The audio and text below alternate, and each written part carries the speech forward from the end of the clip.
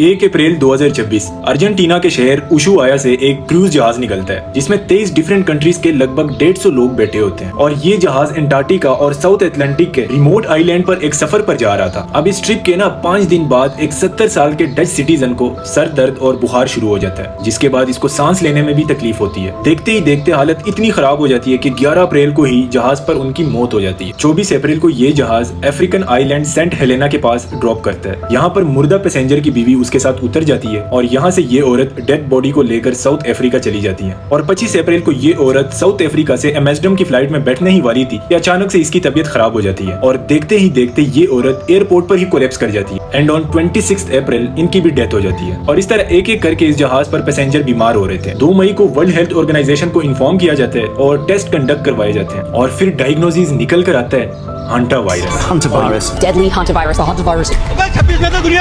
और ये एक ऐसा वायरस है जिसकी कोई वैक्सीन नहीं है, इसका कोई क्योर नहीं है और इसका डेथ रेट इतना ज्यादा है कि ये इन्फेक्टेड इंसानों में से आधों को मार सकता है। और ये वायरस एक ऐसे जहाज में फैला है जो कई दिनों से समंदर में ही फंसा है। पूरी दुनिया में ये न्यूज हेडलाइंस बनी हुई है, जिसकी वजह से कोई भी अपनी कंट्री में इस जहाज को डॉक नहीं होने देता। मगर सबसे इंटरेस्टिंग बात यह है कि हंटा वायरस कोई नया वायरस नहीं है, बल्कि इसके बारे में साइंटिस्ट 70 साल पहले से जानते थे।